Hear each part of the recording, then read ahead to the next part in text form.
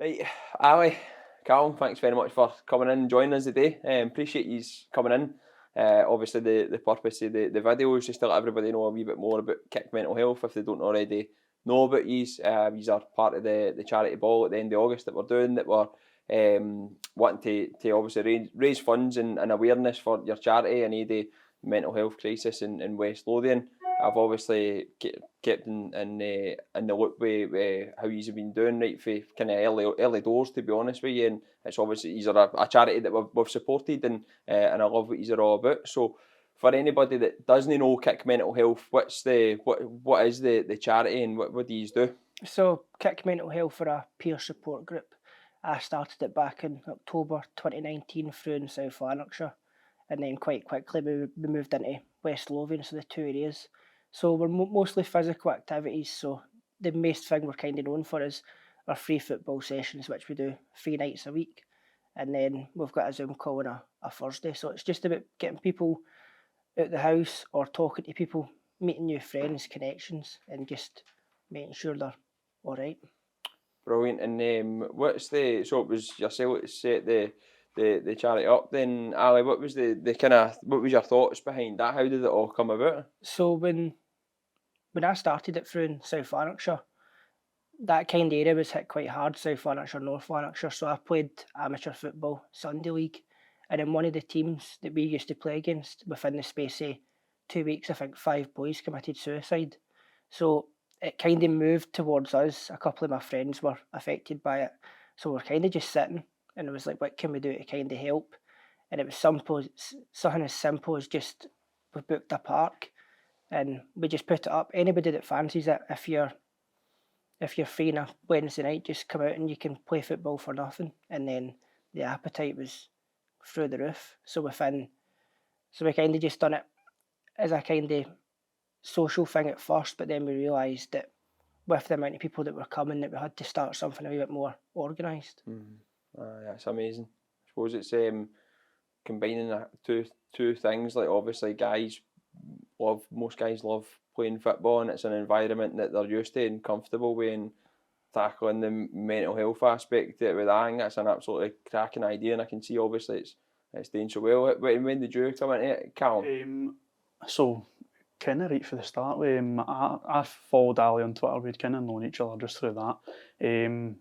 And Ali was looking for somebody to kind of make a logo on that for the group, and I kind of just put my thinking hat on and got one sorted. And then when Ali says he was bringing it through to Polbeth, the first week it being through in West Lothian, it was kind of just one of those things where I'll come along for support.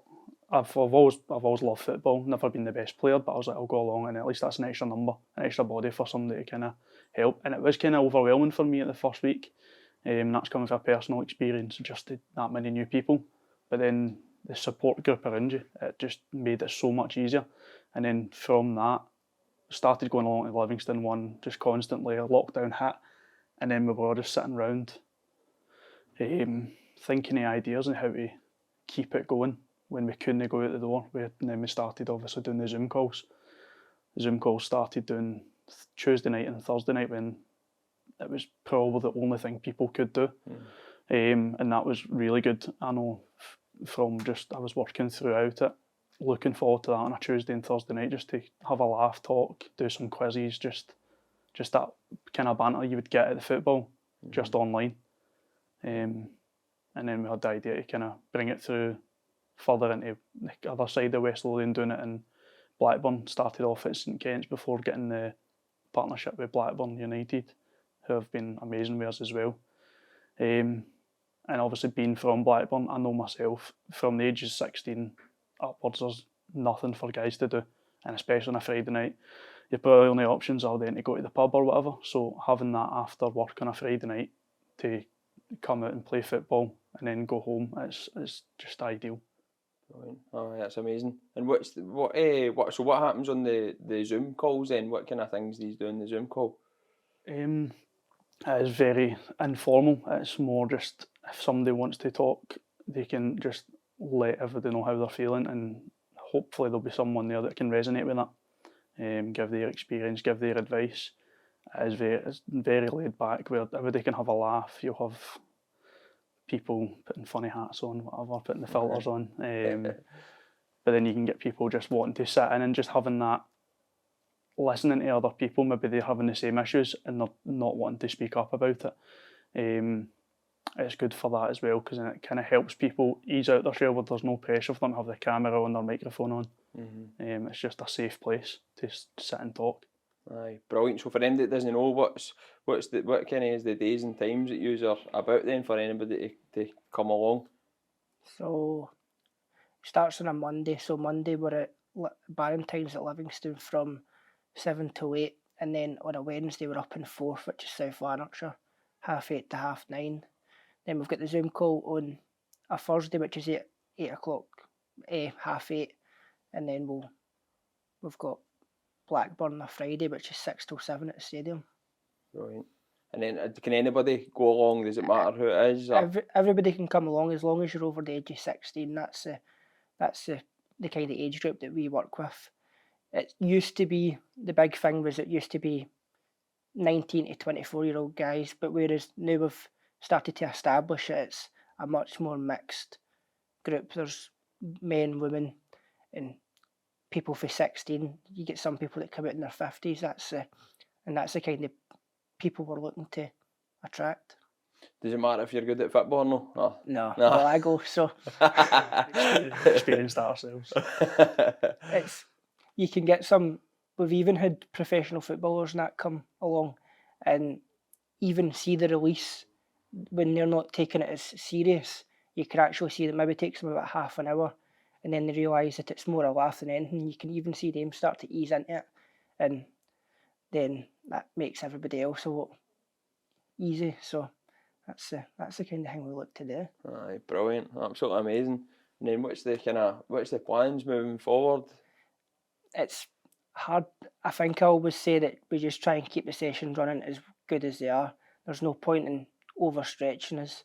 We might look at a new area maybe before the new year, but we want to make sure that our sessions are running as well as they can before we move into another area, because if we overstretch us, then we're not going to help anybody. And then sessions start to get cancelled and stuff. And the big thing that we kind of prove ourselves is our schedule runs every week. We don't cancel sessions unless it's Forth and it's snowing, but that's about it. But and is that in the summertime? Does it not? The other thing we're launching in the next couple of weeks is the Kick Mental Health Inclusion Football Club, right, which is going to be playing against kind of like-minded groups, right, in a kind of semi-competitive way. So it kind of gets the guys out in that kind of team aspect of it, with it having the people that maybe don't want to go and play juniors or Sunday league football, because I know, well, my experience as well, probably not going to be good enough for that level, but you can get that experience of playing in a team, having something to look forward to. So we're hoping to get that started in the next couple of weekends, and get a couple of groups on board to have a game against us, because it is something that people had been asking us for a while. We'd done a couple of charity games, one in Lanark, one in East Kilbride, and the appetite for that is amazing, having that like a kind of living aside. Even if we do the small-sided ones as well, just getting that proper team aspect there. Aye, brilliant, absolutely amazing. And so if we're obviously we've supported you in the past and want to continue to do, as I say, I think these are an amazing charity, and I know people personally that have went to your groups that have got a lot of benefit to it. So I keep them, you're doing it, it's absolutely amazing. In terms of obviously with the funding, so for people were obviously fundraising for the charity ball for a start, but if anybody does put funds towards Kick Mental Health, what does that then go towards? What these need funding for? The funding, the majority, because we're football based, goes in pitch hire. Pitches are probably between £100 and £150 an hour. That's just what you need to pay. So that's our main outlay as a group, is just purely on pitches, and then you've got equipment. We've started doing boot banks and clothing banks, so when people come along, if they've not got the right footwear or football tops, jeans, believe it or not, some people come out in jeans, and a couple of times we've just started bringing like trackies and tops out, just so they can change when they get there. So we've now got a boot bank. I think we've got over about 50 pairs of boots and stuff in it. Amazing. And just loads of football teams and stuff will use old strips, and if they come out, it's something for them to, because if they come out in jeans and they'll come back and they'll say, oh, I don't think I can. This isn't really for me. But whereas if everything's there for them, they can just go away and get changed, and they can still be part of it. So that's our main outlay. The Zoom calls, some of the funding will go towards that, but that's more just towards the subscription cost, which I think's about between £100 and £200 or something. It's not a massive outlay for the amount of people that use it, to be fair. Aye, brilliant. And then are you still looking for donations and stuff for like boots and stuff that you've got plenty there? Yeah, no, we'll always take donations. I think we've already gave out about 150 pairs. So, and that's not just to our participants. We've gave it to local football clubs and stuff, just for if anybody else is needing them, and we've given them to other charities as well. So if anybody's got anything, we can take them and we can put them to good use.